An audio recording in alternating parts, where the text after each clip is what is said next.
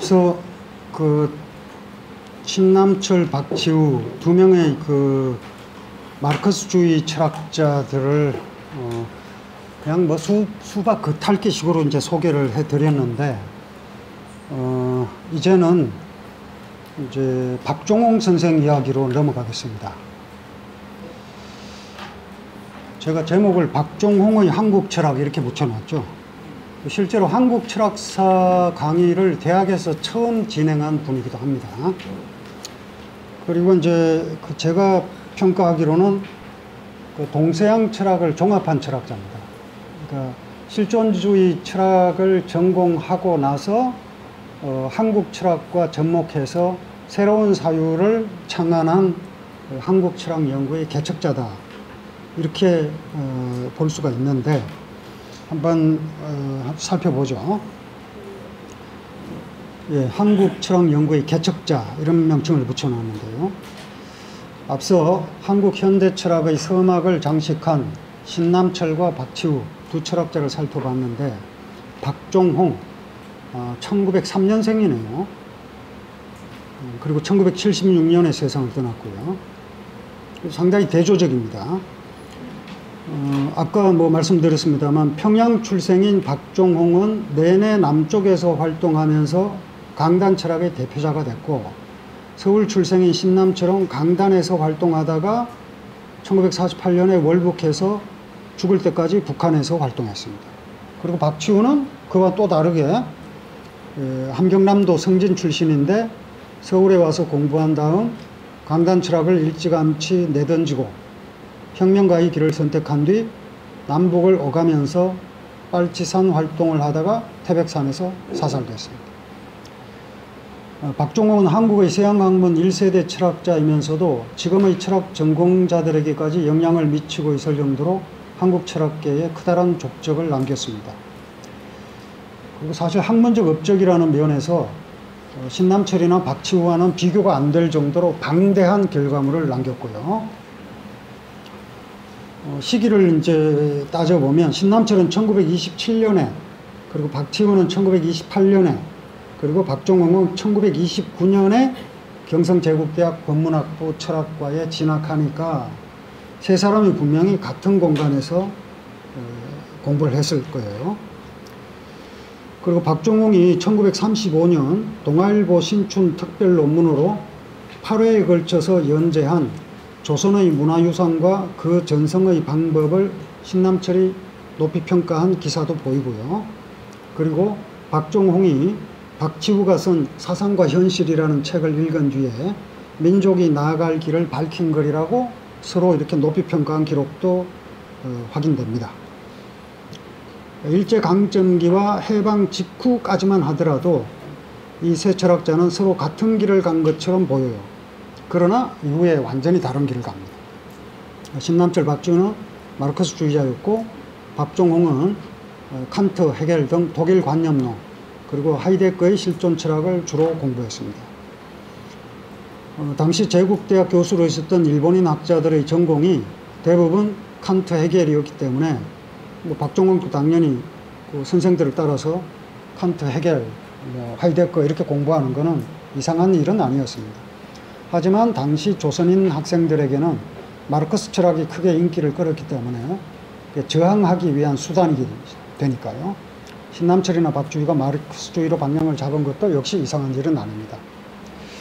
그리고 이제 박종홍이라는 학자의 자질을 보여주는 그 대표적인 업적이요, 한국 미술사에 남긴 족적입니다. 이거는 경성제국대학 들어가기 전에 나온 거거든요.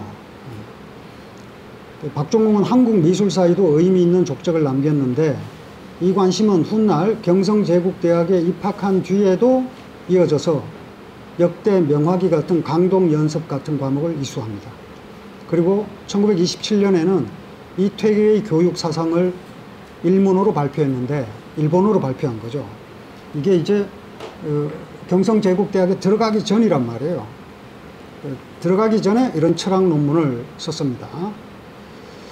그러니까 이런 글들은 모두 경성제국대학에 입학하기 전에 쓴 것이기 때문에 애초부터 전통학문, 전통교육, 전통문화에 남다른 관심을 갖고 소양을 지속적으로 길렀다. 이렇게 이해를 해야 되겠죠. 경성제국대학에서 서양철학을 공부한 이후에 서양철학을 계속 연구하면서도 동양철학 연구를 병행하게 된 것은 어찌 보면 본래 자기가 가지고 있었던 관심 분야로 돌아온 것이다. 이렇게 이해할 수 있습니다. 그러니까 서양철학을 공부하다가 어느 날 갑자기 동양철학을 공부하게 된 게 아니고 본래 동양철학을 공부하고 있었는데 대학에 가서 서양철학을 전공하고 나서 다시 동양철학을 공부하게 됐다. 이렇게 보는 게 맞다는 거죠. 1929년에 그 철학과에 진학해서 칸트, 헤겔, 실존주의 철학 이쪽을 공부를 하고요. 그리고 1933년에 역시 그 최초의 철학 잡지인 철학에 철학하는 것의 출발점에 관한 한 가지 문제를 발표하고 1934년에 졸업하고 조교로 있다가 이화여자 전문학교 강사로 있었고요. 그러다가 이제 광복 후에 서울대가 세워지고 서울대로 옮겨서 68년에 정년 퇴직할 때까지 서울대에 재직합니다. 이거 뭐 다 소개할 수가 없네요. 그래서 뭐 그 이후에 이런저런 글을 써서 이제 학위도 받고 또 해결 변정법을 연구하면서 논어에 나오는 극기복례 위인을 일종의 극기복례라는 과정을 변정법적으로 풀이를 해요. 그런 글들도 썼고, 그 다음에 이제 뭐 아까 말씀드렸다시피 한국철학회장도 하고, 뭐 한국사상연구회장, 뭐 학술원 회원, 뭐 등등. 그리고 이제 국민교육헌장의 초안을 잡은 인물로 알려져 있고요. 이로 인해서 이제 비판을 많이 받습니다. 심지어 이제 일본의 교육 치기를 베꼈다 뭐 이런 비난도 있는데 그건 제가 확인을 해봤는데 베꼈다고 할 수는 없고요. 뭐 누구 걸 베낄 정도로 빈약한 지식은 아니었어요. 다만 이제 유사성은 있죠. 뭐 국가 주도로 어떤 뭐 교육헌장을 만든다고 하면 상투적으로 들어갈 수밖에 없는 뭐 그런 내용, 그 정도의 유사성이지 베꼈다고 보기는 베꼈다고 볼 수는 없습니다. 그리고 이제 뭐 말씀드린 것처럼 한국철학회를 창립했고 이후에 뭐 서울대 명예교수, 뭐 성대 유학대학장, 뭐 대학원장 등등등. 그리고 이제 나중에 대통령 교육문화담당 특별보좌관, 그게 이제 장관급 예우를 받는 직책인데 그런 자리를 지냈습니다. 그리고 뭐 이렇게 수많은 책들, 뭐 일반 논리학, 인식 논리학, 철학개론 등등등, 뭐 이루다 거론할 수 없을 정도로 방대합니다. 뭐 저도 이 박종홍이 쓴 철학개설로 철학을 공부했고요. 근데 거기 뭐 제가 적어 놨습니다만 이 책을 시작으로 철학을 떠난 학생들이 많긴 했습니다. 재미없거든요. 철학개론 해가지고 해봤더니 인식론 존재로 나오는데 재미가 하나도 없으니까 나하고는 안 맞구나. 이렇게 떠나는 경우 많은데 잘 떠났다고 생각합니다. 원래 그걸 견디지 못하면 못하는 거거든요. 요즘은 무슨 영화로 보는 철학, 뭐 카페 철학, 뭐 온갖 치유의 철학 뭐 이렇게 나오는데 저는 참 적응이 안 되더라고요. 근데 그만큼 이제 안 팔리니까 어떻게 좀 해보려고 그렇게 하는 것 같아서 좀 안쓰럽기도 하고요. 어쨌든 뭐 뭐라 그럴까요? 뭐 제목에 호소하는 그런 방식이 아니라도 읽힐 수 있는 그런 조건이 됐으면 좋겠는데요.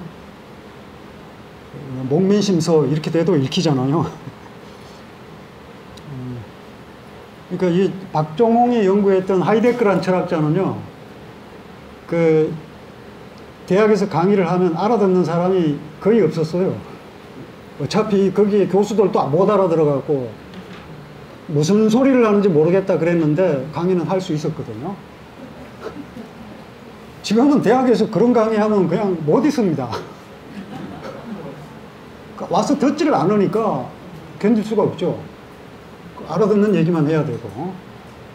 일본의 그 유카와 히데키도 마찬가지였고요. 유카와 히데키는 노벨 물리학상 받았잖아요. 유카와 히데키의 물리학 강의는 아무도 못 알아들었다고 그래요. 그래도 강의를 했거든요. 근데 우리는 이제 못 알아들으면 내가 공부를 안 해서 못 알아듣나 보다 이렇게 생각을 안 하고 알아듣게 얘기 못 했다고. 그 참 일화가 많이 있습니다. 하여튼 알아듣는 이야기만 강의하려고 애를 많이 썼어요. 저도 대학에서. 그 얘기 뭐 적어놨으니까 한번 재미삼아 읽어보시고요. 그 쇼펜하우어 같은 사람도 요즘 갑자기 쇼펜하우어라는 철학자가 갑자기 뜨던데 이유는 모르겠습니다만 뭐 무슨 어떤 유명한 연예인이 언급을 했는지 드라마에 나왔는지 모르겠습니다만 쇼펜하우어 같은 사람도 요즘 태어나면 대학에서 못 있어요. 이 쇼펜하우어도 이게 왜 제가 그 얘기를 써놨는지 모르겠는데 해겔과 경쟁의식이 있어가지고요, 감히. 해겔하고 똑같은 시간에 강의를 개설했는데 올 리가 있습니까? 전부 해겔 들으러 가고 쇼펜하우어 들으러 오는 학생은 2명밖에 없었대요. 근데 그 2명한테도 좀 한 명은 이상하고 한 명은 멍청하다 이런 식으로 악평을 한 게 쇼펜하우어. 그리고 이제 박종흠 저술 중에 그 조선미술사 같은 건 경성제국대학 들어가기 전에 이미 책으로 그 연재를 개벽이라는 잡지에 최장기 연재를 했던 인물입니다. 그 문장력이나 그 사유의 폭이 굉장히 넓었다는 걸 알 수 있습니다. 그리고 이제 한국사상사, 뭐 불교사상편과 한국사상사 유학편. 한국사상사 유학편은 뭐 완성하지는 못했지만 어쨌든 한국 철학사 얘기할 때 빠질 수 없는 중요한 저작입니다. 근데 어쨌든 이 박종홍이라는 철학자가 한국 철학사에서 주목받는 이유는 하이데거 철학을 연구했기 때문이 아니라요. 한국 철학사에 남긴 족적이 커서 들어와 있는 겁니다. 그러니까 1세대 철학자인데 처음으로 한국 성리학 연구에 뚜렷한 업적을 남겼고 그 퇴계의 성리학에 대한 가장 이른 시기의 연구가 퇴계 성리학에 대한 연구였고요. 그리고 제도권 철학계에서는 처음으로 한국 철학사를 강의해요. 이 시대는 어떤 시대였냐면요. 철학이라는 말은 제가 대학 들어갈 무렵까지도 그랬어요. 저도 좀 이상한 쪽에 속해서 원래부터 고등학교 때부터 철학과를 가겠다고 막 그래서 친구들이 이상한 애라고 막 손가락질하고 막 그랬어요. 그런데다가 주변의 어른들은요. 철학을 하겠다 그러니까 아 그래 운명 철학 뭐 이렇게 그랬던 때입니다. 그때가. 그런데 지금 이런 시대 한국 철학사 이건 대단한 거죠. 이건 지금은 자연스럽지만 이때는 정말 대단한 거예요. 철학으로 인정받지도 못하던 그런 시대였거든요. 그러니까 이제 풍물안의 중국 철학사 같은 것도 왜 대단하냐면 아무도 그 철학으로 인정하지 않았던 시대에 그런 책을 쓴 거거든요. 그러니까 개척자의 길을 간 거죠. 개척자의 길은 상상하기 어려울 정도로 험난합니다. 왜냐하면 자기와의 싸움에서 이기기가 힘들거든요. 이걸 왜 해야 되는지 동기유발이 잘 안 된단 말이에요. 그야말로 이제 그게 미쳐야 그게 가능한 건데 젊은 시절 박종훈이라는 철학자는 분명히 그랬던 것 같아요. 그게 없으면 재미가 없는 거죠, 사는 게. 그게 끝까지 가야 이제 어떤 분야든 전문가가 될 수 있는 거죠. 그래서 이제 이병수 같은 연구자는 박종홍의 동양철학 연구가 성리학 개념을 중심으로 형성된 것으로 보이지 않는다 이렇게 평가를 내렸어요. 근데 제가 보기에 저는 견해가 좀 다른 게 제가 보기에는 박종홍이라는 철학자가 성리학의 주요 개념을 갖고 동서양 철학을 종합한 것으로 보여요. 그 얘기 이제 조금 이따 말씀드리겠습니다. 제가 성리학 전공자라서 그렇게 보이는 것도 있겠죠. 특히 이황과 이의 학설을 깊이 탐구하고 한국 사상의 주체성과 독자성을 중시하는 관점에서 다양한 방법론을 학문적으로 모색했습니다. 이건 뭐 저하고 꼭 같지는 않고 저는 이제 사실 뭐 독자성이니 정체성이니 이런 말보다는 한국 고유의 현실과 어떻게 싸워 나갔는가, 현실을 어떻게 돌파하려 했는가 그쪽을 중심으로 보기 때문에 그래서 한국 철학만의 정체성, 독자성 뭐 그쪽에는 별로 관심이 없어요. 그것도 중요합니다만. 근데 어쨌든 한국 철학사를 세우려고 하는 그런 시기였기 때문에 이런 질문에 대답을 피할 수가 없었겠죠. 박종홍 선생 같은 경우는. 그게 언제냐면 박종홍이 한국 철학 연구에 매진하기 시작한 시기가 놀랍게도 1958년입니다. 그리고 이때 쓴 글이 이제 한국 사상 연구에 관한 서론적 구상 이런 글이 나왔고요. 그 다음에 이제 59년부터 대학에서 뭐 저는 태어나기도 전인데 한국 철학사를 가르치기 시작합니다. 그때까지 한국 철학이라는 건 말 자체가 성립되지 않는 그런 시대였고요. 그 뭐 한국 철학이니 동양 철학이니 이런 거 운명 철학으로 지배되던 그런 시대였다고 그랬죠. 서구 사회의 경우 철학사를 기술하면서 동양 철학을 포함시킨 것은 비교적 최근입니다. 버틀란드 러셀이 처음으로 서양 철학사 이렇게 쓰기 시작하면서 유럽이 아닌 지역의 철학을 인정한 게 러셀이 1970년에 세상을 떠났단 말이에요.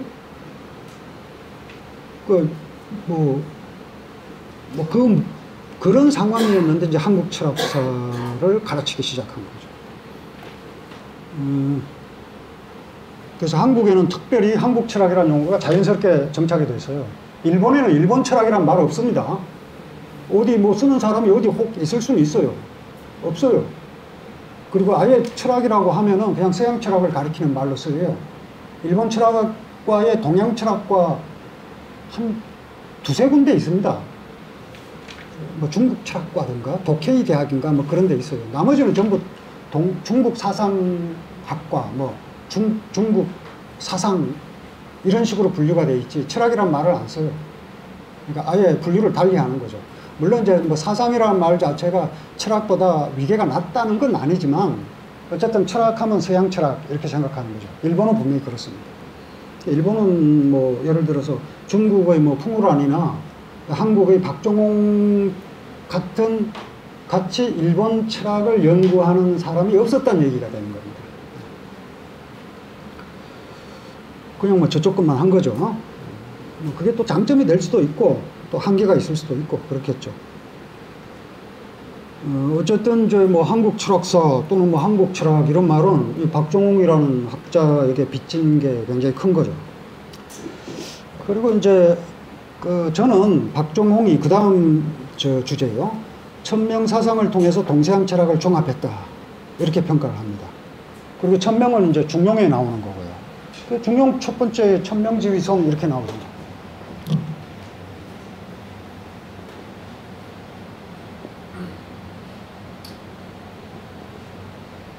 천명지위성, 솔성주의도, 수도주의교 이렇게 쭉 나오죠.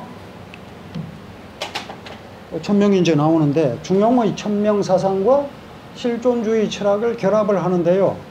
실존주의 철학은 한계가 있다는 거예요. 그러니까 대학이나 중용에 보이는 유학적 세계관은 대학은 나의 확장이거든요. 사회적 자아의 확장입니다. 내가 곧 세계다. 이런 지향이 있어야 됩니다. 내가 곧 세계다. 나의 그 윤리적 행위가 이 세계 전체에 영향을 끼친다 이거예요. 실존주의와 비슷해요. 안가주만과 비슷합니다. 그리고 그 중용어의 경우에는 내가 곧 세계다가 아니라 내가 곧 우주다 이렇게 되는 거예요. 그러니까 중용의 희호애락지 미발을 위지 중요 발이 개중지를 위지하라 중과 화를 강조하는데 치중화면 중과 화라고 하는 가치를 극진이 이루면 천지위헌하고 천지가 제자리를 잡고 만물유건이라 만물이 화육된다 이렇게 얘기를 하거든요. 그러니까 중용은 나라는 자아의 우주적 확장이다 이렇게 되는 거죠. 그러니까 실존주의의 지향이라고 하는 건 사회적 연대 차원에 머물렀을 뿐 자연 전체와의 조화를 지향하지는 지향하지 못하는 한계가 있다. 이런 식으로 비판을 해요. 그러니까 실존주의에서 아이디어를 가져오면서 중용과 대학의 세계관의 근거에서 실존주의 한계를 비판하는 거죠.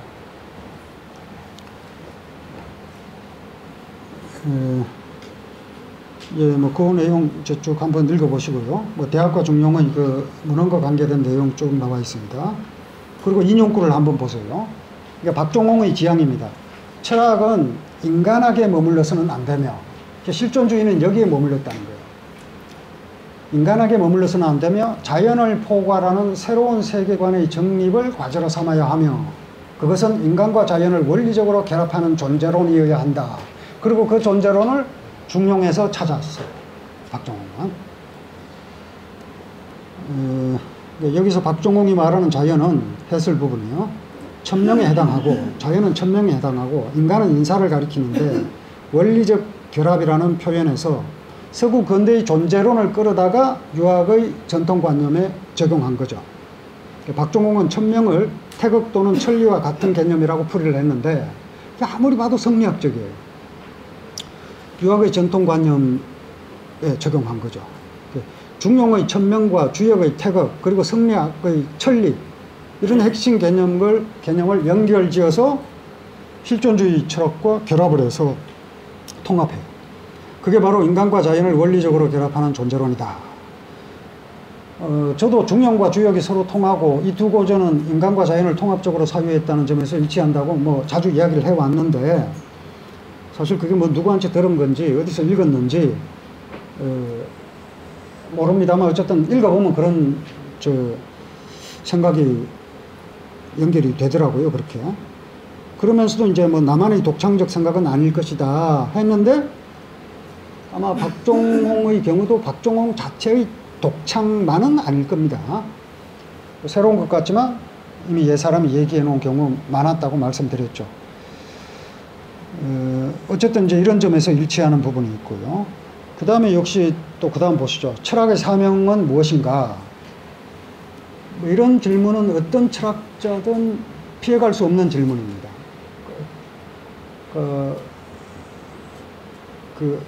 저는 이제 철학이 뭡니까? 이런 질문을 받으면 어떤 다른 학문 분야에서 그런 식으로 질문을 받으면 굉장히 무리한 질문이 될 수 있을 텐데, 철학 전공자는 이 질문에 늘 답할 수 있어야 된다고 생각을 해요. 저도 그런 질문 많이 받았거든요. 그런데 이제 그 박종홍에게 똑같은 질문이 던져졌던 거예요. 아마 스스로 던졌겠죠. 그래서 철학이란 무엇인가라는 주제는 철학자들이 끊임없이 던지는 질문입니다. 이 물음에 박종홍은 철학은 인간학에 머물러서는 안 되며 자연을 포괄하는 새로운 세계관의 정립을 과제로 삼아야 한다. 이렇게 답한 거죠. 그리고 천명사상이 인간과 자연을 원리적으로 결합하는 것이라고 하면서 중용을 인용해서 이렇게 얘기해요. 성자 천지도야요, 성지자는 인지도야라. 참되어 진실무망한 것은 하늘의 도이고 사람은 언제나 저절로 참되고다만 할 수 없으므로, 이건 본문에는 없는 거예요. 박종홍이 넣은 겁니다. 그러니까 자연 자체는 진실무망하고 사람은 진실무망하지 못하니까 진실무망하도록 노력하는 것, 그게 인간의 도다. 이 글은 중용에 나오지만 맹자에도 성자는 천지도야요, 성지자는 인지도야라, 거의 똑같이 중용과 겹치는 부분이 있어요. 그러니까 이제 자사와 맹자를 합쳐서 삼행학파라고 이야기를 하는데, 물론 이제 그 실체를 의심하는 학자들도 있습니다만 순자에 그렇게 나오니까 자사맹자를 합쳐서 하나의 학파로 보거든요. 그 흔적이 이제 맹자까지 이렇게 연결된 거죠. 그리고 이제 성을 진실무망, 이렇게 참되어 진실무망하다, 이게 이제 성리학자들이 일반적으로 이렇게 풀이하는 거거든요. 박종홍이 인용한 맥락은 유학의 천명사상이 인간과 자연을 원리적으로 결합하는 존재론으로 이해한 것이고, 이것이야말로 철학의 사명이다. 이렇게 본 거죠. 그 점에서 평가를 하자면 박종홍은 유학의 천명사상을 중심으로 자기 시대의 철학적 사명을 찾았다. 이렇게 정리됩니다. 그리고 이제 중용을 특별히 중용에 주목한 이야기가 나오는데요. 이거 마치 중용과의 만남이 마치 운명이었던 것처럼 얘기를 해요. 그 대목도 한번 보시죠. 나는 중용을 중학생 시절부터 무엇인지 잘 모르긴 하면서도 이상하게도 이 책에 흥미를 느껴왔다. 심심하면 노상 이 책을 읽어보곤 하는 버릇이 있었다. 비라도 줄줄 내리는 한 굵직굵직한 목판 글자를 한 줄 두 줄 읽으며, 목판 글자, 왜 하필 목판 글자인지, 금속활자 보는 또 글자 크고 막 아름답거든요. 어쨌든 뭐 예책을 읽은 거죠. 그 책장을 넘기노라면 마음도 한결 가라앉고 속이 시원해지는 것만 같았다. 또 보시죠. 중용은 젊어서부터 내가 대단히 좋아하는 책이다. 간단하면서도 함축이 많아 읽을수록 새맛이 나는 책이다. 중용을 읽고 읽노라면 한약을 먹듯이 훈훈해 오는 것이 속으로 즐겁다. 일종의 훈습이 되는 거죠. 훈습. 곁에 있으면서 이 화로불을 쪼이듯이 영향을 받는 겁니다. 자기 처지와 때를 따라서 융통성 있게 그때에 가장 맞게 행동하는 것, 그것이 중용이 아닌가 한다. 박종홍의 중용이에요. 이게 자기의 처지와 때를 따라서 융통성 있게 그 때에 가장 맞게 행동하는 것, 그것이 중용이 아닌가. 때에 맞춘다. 시중의 의미로 풀이를 한 거죠.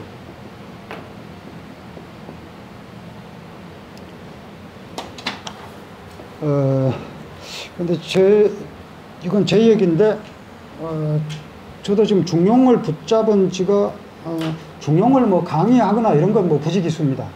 굉장히 뭐 자주 강의를 했고, 원문 강독도 뭐 10여 차례 했던 것 같은데, 어쨌든 중용을 번역하고 해설하는 그 책을 잡은 지 5년이 지났는데 아직 못하고 있어요. 거의 다 끝나 있는 작업인데, 뭐가 문제가 되냐면 중용이 뭔지를 모르겠는 거예요. 중용이 뭔지를 모르는데 중용을 번역하고 해설할 수가 없잖아요. 그게 지금 늘 머릿속에 지금 무거운 짐처럼 지금 실려 있습니다. 도무지 중용이 뭔지 모르겠는 거예요. 그걸 알면 나중에 책을 내놓겠습니다. 어쨌든 전통의 영향이 얼마나 컸던지를 보이는 그런 회고담이 이렇게 보입니다. 그 다음 인용구로 넘어가겠습니다. 그 중간은 여러분들이 한번 읽어보시면 뭐 어려운 내용은 없으니까 쭉 보실 수 있을 거고요. 그 다음 인용구를 보시면 그 실존주의와의 결합이 이렇게 보이면서 실존주의 한계를 비판하는 거예요. 자연의 소리, 곧 존재의 소리에 귀를 기울여 받아들이는 면이 강조될 뿐 실존주의가 그렇다는 거예요. 아직은 천지의 화육을 돕는다거나 천지와 더불어 나란히 셋이 되는 단계에는 이르지 못하고 있다. 하이데거의 존재론이 이런 한계를 갖고 있다고 얘기를 합니다. 해설을 보시죠. 존재의 소리는 하이데거의 개념이고 천지의 화육이나 천지와 더불어 셋이 되는 단계는, 이게 이제 중용에서는 이렇게 중과 화를 이루면 여천지 삼원 뭐 천지와 더불어 삼으로도 읽고 참으로도 읽어요. 석삼자도 되고 참여한다고 할 때 참자도 됩니다. 원래 이렇게 우리가 어떤 일에 참여한다고 하면 3명 이상이라야 참여라는 말을 쓸 수 있습니다. 본래는 석삼자에서. 그래서 인간이 이런 치중화라고 하는 개인의 도덕 실천을 통해서 천지와 참, 셋이 되는 천일지이 인삼 뭐 이런 식으로요. 셋이 되는 존재까지 올라갈 수 있다. 천지와 대등한 존재가 될 수 있다. 이게 중용의 지향이거든요. 그 박종옥이 이야기하는 게 실존주의는 아직 거기까지는 안 나갔고, 중용은 이 천지의 화육을 돕는 적극성을 가지고 있다. 이렇게 보는 거죠. 그래서 이제 그 다음 인용구를 또 넘어갑니다. 쭉쭉 넘어갑니다.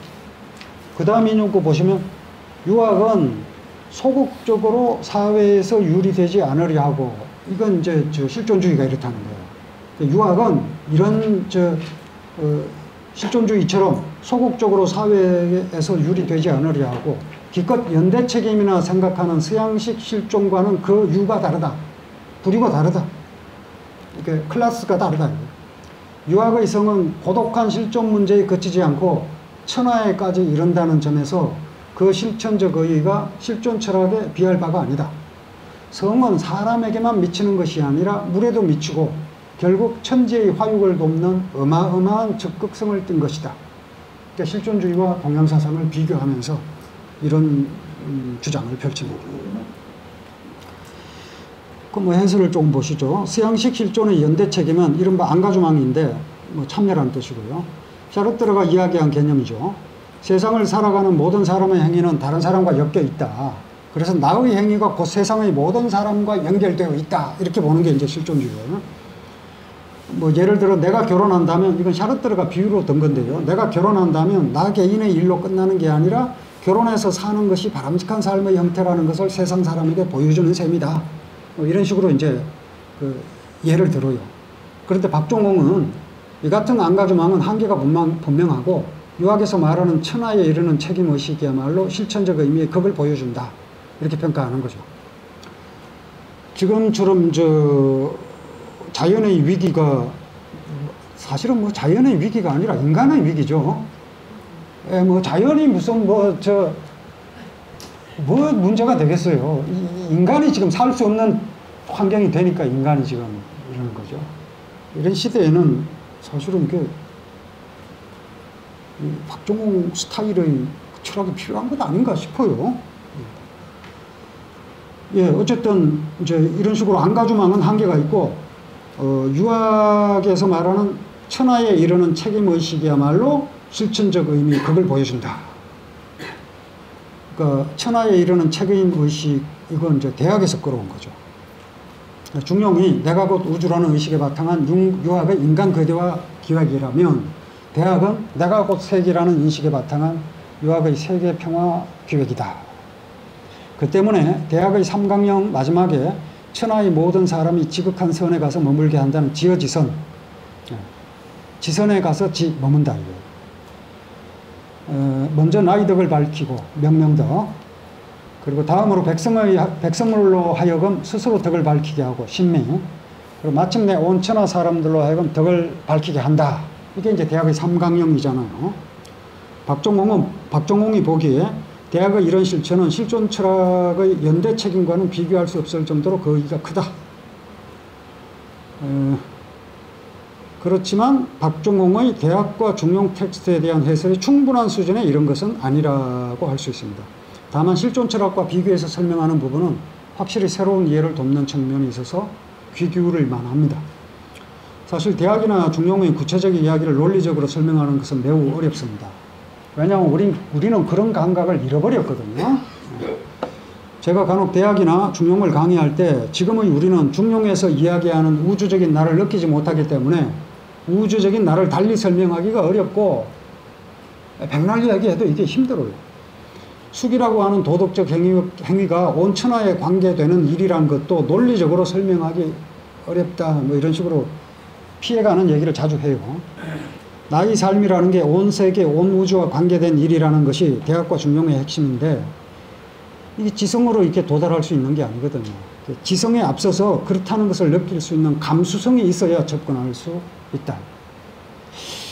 아마도 박종홍은 그런 감수성을 가지고 있었던 것 같고 그런 감수성은 앞서 살펴본 것처럼 어린 시절의 훈습에 힘입은 바가 컸던 것 같다. 네. 이렇게 해서 일단 이제 현대 한국 철학계에 끼친 그 엄청난 영향력 그리고 독창적인 견해를 말씀을 드렸는데요. 이제 이게 또 문제가 되는 게 이제 만년의 행보입니다. 이것만 말씀드리고 마무리를 하겠습니다. 이게 이제 그 어느 정도로 한국 철학사의 그 위상이 높은가 이건 충분히 말씀드린 것 같아요. 이제 거기 보면 이제 그 다음 두 번째 문단을 보시면요. 박종홍은 1947년 이전부터 우리 고전 번역에 관심을 갖고 번역의 의의를 대단히 높이 평가했다.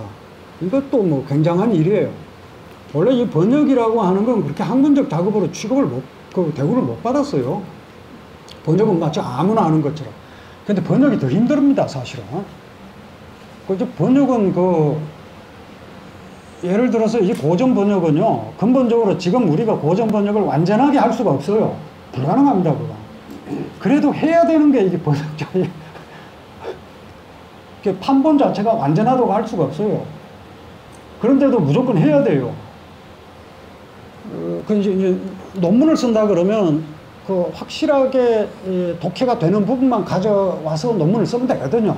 근데 번역은 그게 안 되니까 어떻게든 해야 됩니다. 그러면 필연적으로 오류가 따를 수밖에 없고, 오류가 나오면 이제 잘못됐다고 비판받고 뭐 이렇게 되는 건데, 그런데 높이 평가를 안 했거든요. 근데 이제 박종우 같은 경우는 그 가치를 일찍부터 살펴봤고요. 그리고 이제 열하일기 최초 번역자가 이제 김성칠인데, 김성칠 선생은 또 그 역사 앞에서라는 책이 있습니다. 이분도 대단한 분이에요. 그러니까 전쟁이 일어나서 다 피난 가는데 이분은 이제 도남동에 숨어서 자기가 역사의 현장에서 도망쳐서는 안 된다는 거예요. 역사가가. 말 되잖아요. 역사가는 전쟁이 일어나면 피난 가면 안 돼요. 그 전쟁을 기록해야지. 그런 학자거든요. 결국 전쟁통에 목숨을 잃거든요. 근데 이제 그 47년에 열하일기를 번역을 했거든요. 최초 번역자입니다. 그 서문을 박종훈 선생이 씁니다. 그 번역의 가치를 굉장히 높이 평가했고요. 근데 이제 문제는 그 다음 문단이요. 그런데 박종홍이 걸어간 길은 학문의 길이나 스승의 길뿐이 아니라, 앞에 뭐 제가 생략을 했습니다만 어쨌든 5.16 군사 쿠데타에 협력을 했고, 유신 정권의 이데올로기적 정당화에 이바지했고, 그리고 대통령 특별보좌관을 지냈으니까 철학자가 권력과 함께 한 거죠. 철학과 권력의 만남, 이거는